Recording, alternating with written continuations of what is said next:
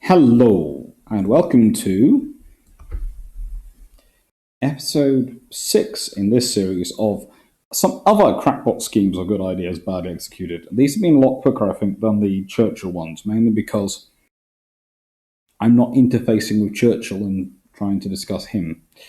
I can just look at the scheme.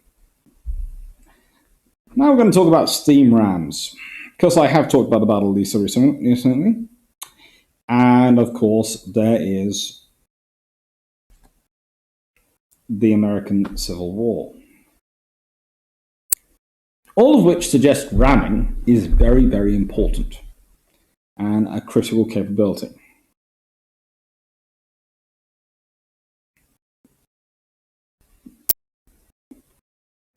So much so, these two vessels were built by Camelids, officially for the Egyptians, unofficially for the Confederacy. They were force purchased by the Royal Navy to stop them being a problem. That's the Royal Navy's way.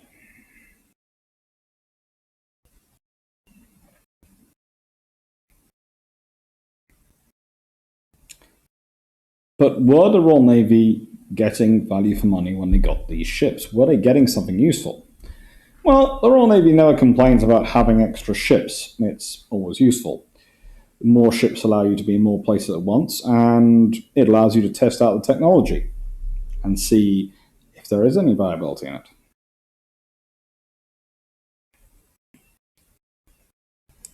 But ramming as a primary weapon system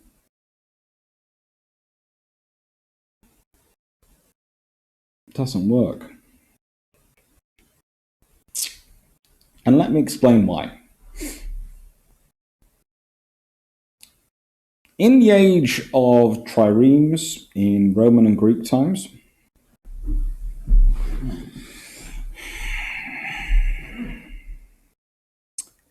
then rams were a principal weapon.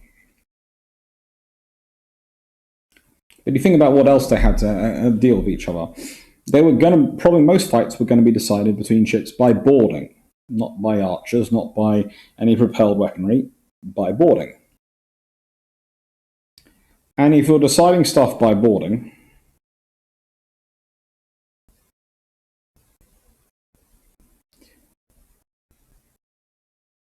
you're going to be getting close anyway. So if you're going to get close, you might as well ram the enemy because you're getting close. You're already risking your ship. But the ramming, the enemy ship will do tremendous damage to your own ship. It can rip off the ram in the case of the Age of Sail and the Age of triremes.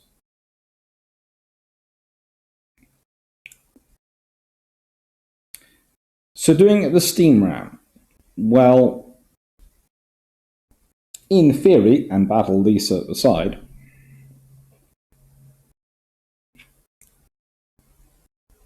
what's the point? You're ramming the enemy in order to sink them. Fine.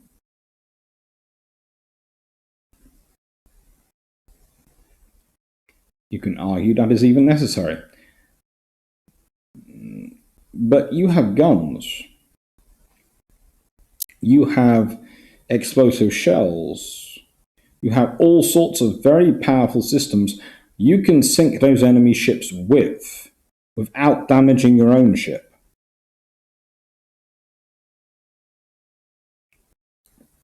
Okay, you go. But there's a balance between armor and guns. If you're actually hitting your targets, even in this period, with the weapons they have available, you should be causing a lot of damage.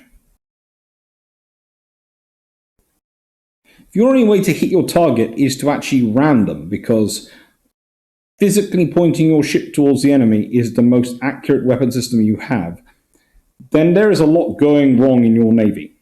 A lot of command and control and a lot of training going wrong.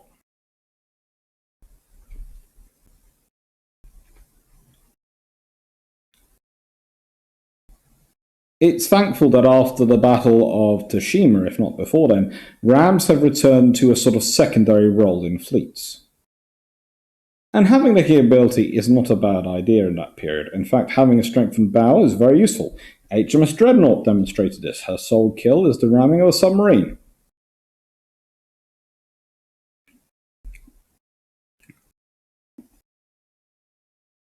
But that wasn't ramming another equivalently armoured battleship. Let's consider this. Battle of Jutland descends into ramming.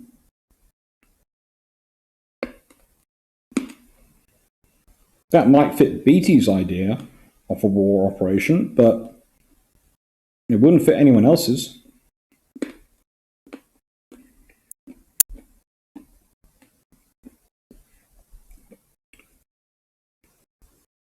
You have torpedoes. You have long-range artillery. Far more powerful than Nelson, Rodney, and all that lot had in that age of sail period, and yet they didn't ram, because what was the point?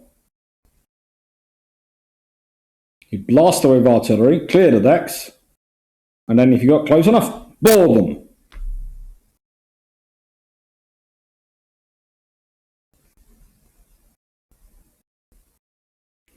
Ramming a ship will sink an enemy ship, but also tremendously damage your own. In Napoleonic age, the Second 100 Years' War, as some people like to call it, if you want to capture a ship, you don't want to ram it.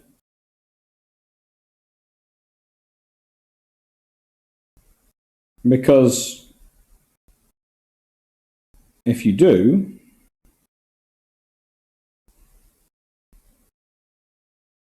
you've lost it. You might end up damaging both your ships and sinking both of them. And then it gets the age of steam and ironclads, and suddenly the rams back up. Why? Guns aren't powerful enough? Yes, they are. That's why you're building the armor like you are.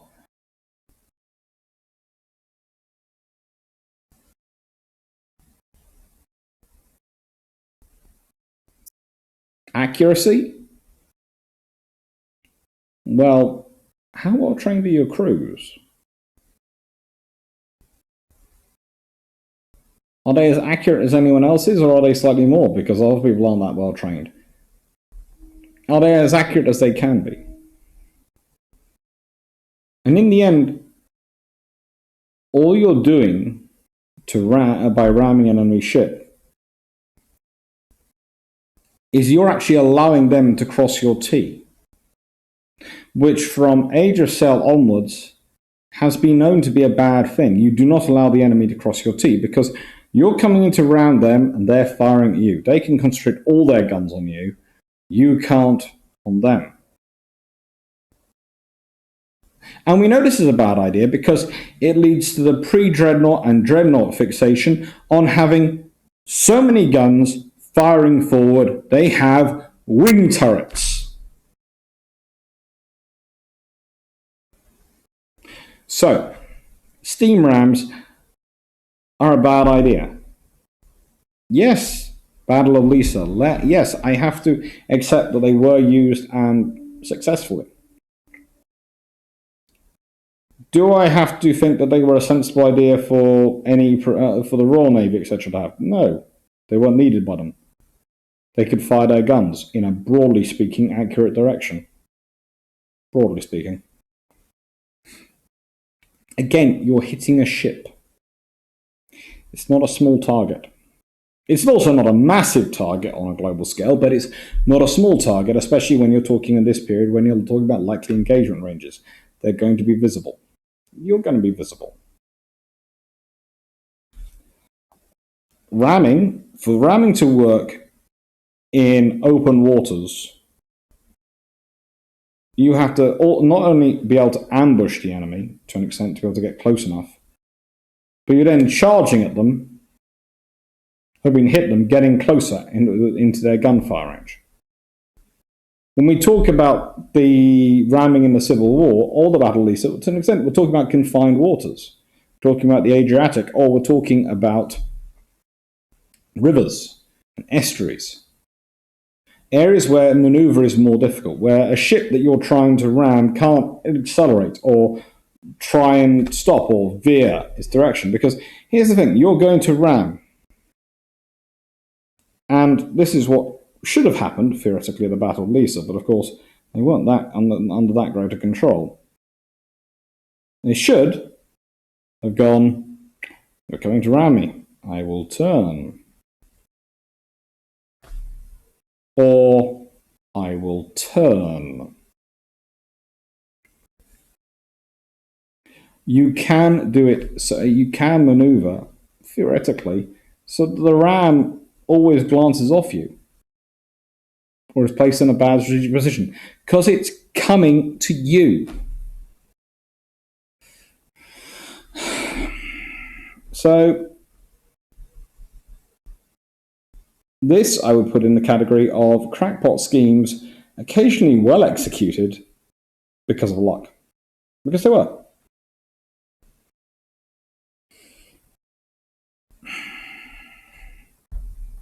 Steam rams. And you would never really guess these two ships were sisters, but they were. Although one, of course, is a picture of the actual ship, and one is a nice technograph drawing. So what have we got coming up? Karl Donitz, on his birthday, 16th of September. It's fair to ask, how good was he? Really? It's going to be an interesting discussion, and as I said, I might well be giving a forerunner of that in the next of this series. Take care.